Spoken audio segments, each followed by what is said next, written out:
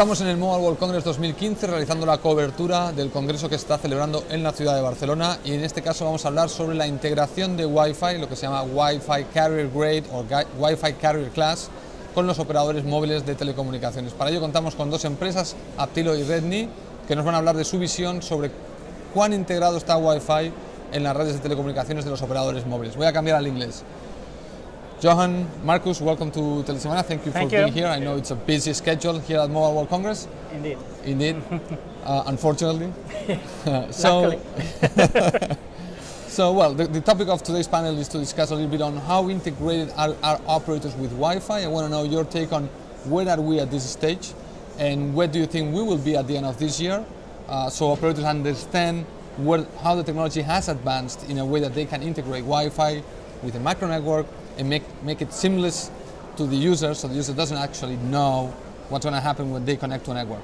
So Johan, if you can describe the state of the market, if you want to comment. Well, I mean, the seamless we have done for many years, right? With SIM authentication and secure authentication, automatic application. That's done. That's done. What I think we will see more of during the next few years is what we call 3GPP Wi-Fi access, where you are backhauling the traffic to mobile core through tunneling. So, and that is maybe odd, because what kind of offloading is that? You are just offloading the radio network in that case, but there are some benefits for operators in that, because the traffic will be seen as mobile traffic, so they can use their existing PCRFs, their existing billing systems. So there is a merit in that. Then, of course, the majority of networks still are what we call local breakout, but there we can sort of replicate the billing and policy decisions in the Wi-Fi network, even if it's local breakout. By running two different systems, or we can parallel system? We do lookups from the mobile cores, PCRFs and CRM systems and other places, and then we can build a logic around that and deploy a policy in the Wi-Fi network even locally. We can even check out quota from existing prepaid systems, for instance, and work with the local quota locally. So, but many operators are now looking at actually backhauling it all back, and there you come into situations where you need to make sure that you can also do that for non-SIM devices, because remember, how many Wi-Fi devices do you have? Me? On you today? On me? Like 2, 3? I have. Only Wi-Fi? Yeah, well, Wi-Fi enabled devices. I mean, you have an iPad, you have cameras, 3 or 4, you have, So everybody has a few Wi-Fi only devices that have no SIM cards. Right. So you really need to think of including also those into the network. Okay. Marcus, what is your description of the state of the Wi-Fi integration today? Well, first of all, it's important that we see the context. Operators are investing in assets across mobile and fixed, and they are very much interested in looking for alternatives way to monetize from these assets, and Wi-Fi is a big example. But in order to do that, more than the traditional approach to leverage Wi-Fi just to offload costs from the mobile network, they really need to think about, in which situations they're able to extract some additional revenue from the users. And in order to do that, they have to take into consideration not only how the network is performing, so that they can make choices whether to offload or not, but actually at the hotspot, right? What the user is seeing and how he's experiencing the Wi-Fi as well as 3G. So just following what Johan said, right? There is this need to have devices that are capable of understanding the world around without depending on whether they are SIM enabled or not.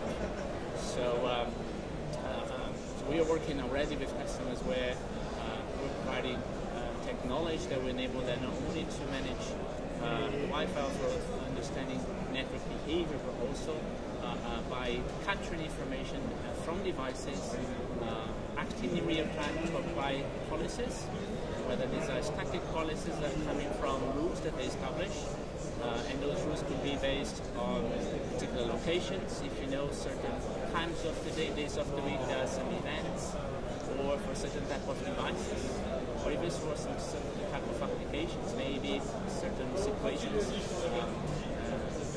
video streaming or some voice over Wi-Fi will be more demanded at. So try and bring that information into the infrastructure so that service providers are more able to understand the experience the customer has using Wi-Fi, and then interacting with them, offering the ability to monetize from this end. Okay. Now, for what you are saying, the integration with mobile networks is already there. I mean, there's, in my case, I was looking at Wireless Broadband Alliance and Wi-Fi Alliance, looking for the hotspot 2.0 to be a reality. I thought the standard was not complete yet, that they were working on it. But what you're saying is that if an operator today wants to authenticate the user, wants to allow that user to reach their own services that the user has on the mobile network, apply policies, billing, monitor even the quality of the experience of that connection, even voice over Wi-Fi you mentioned, all those things are already there. It's already there, and Hotspot 2.0 needs a few more years. Now it's integrated into devices and access points. But the vision that it should be like seamless, like mobile, where you just switch on and you just jump on any network. The negotiation between the device and the access point. Who are you? Do you have permission to services with my provider? All that. It's not really there yet. It will take a few years. Okay. But the fundamentals is there, like the support in the devices, support in access points, and most importantly, the SIM authentication, which is, or eApp authentication. It could also be eApp TTLS for non-SIM devices, for instance. That fundament is already there. Okay. Do you want to add something? I think really what's missing for operators is really to understand the more seamless the operation, the user experience becomes.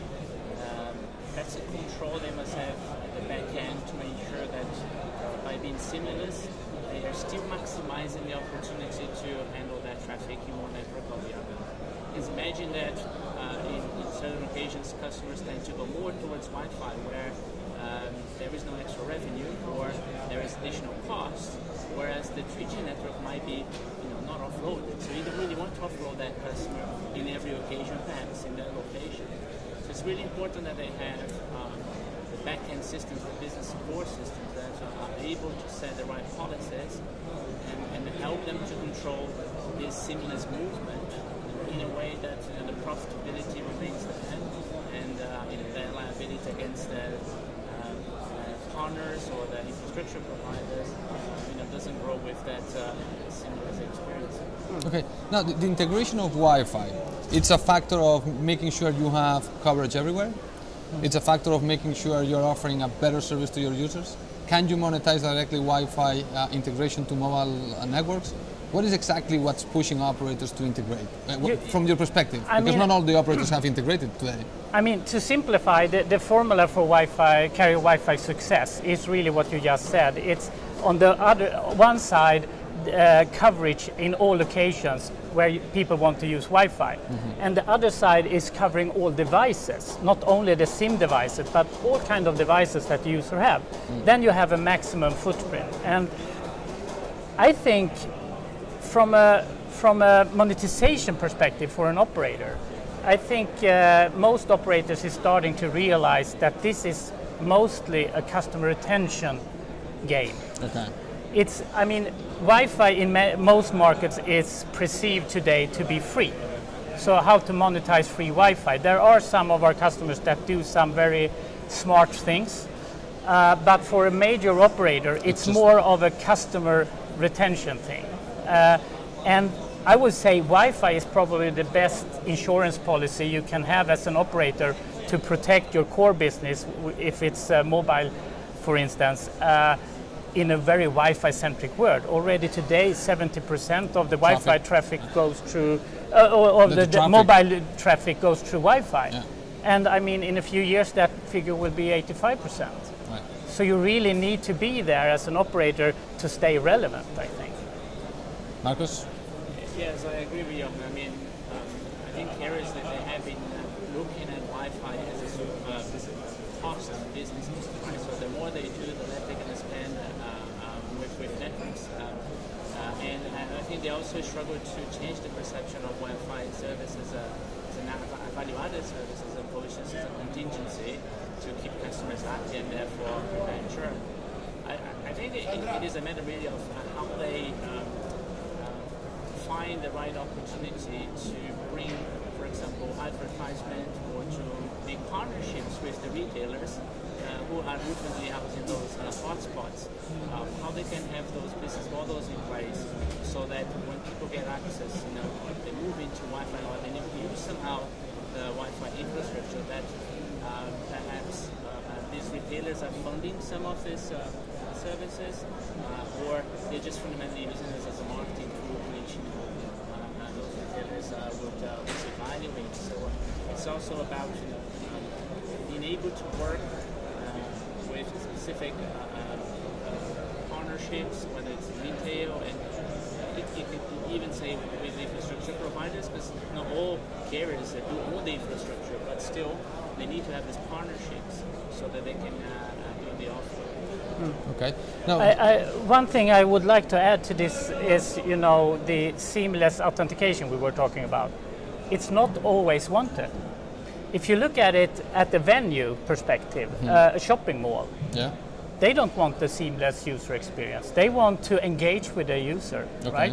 So the operator that is going to have Wi-Fi at the shopping mall, they need to bridge the carrier Wi-Fi, which is automatic secure login, with the user experience of portals and ads, etc. And that bridge is necessary to get into the venues, I think. So in some instances, the operator might not want to have that connectivity seamless, you're saying?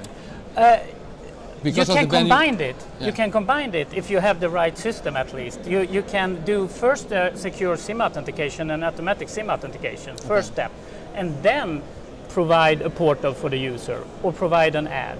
So that's what I'm saying. You need both things in the venue, because there is a conflict there between the seamless secure and the customer engagement side of things in the venue.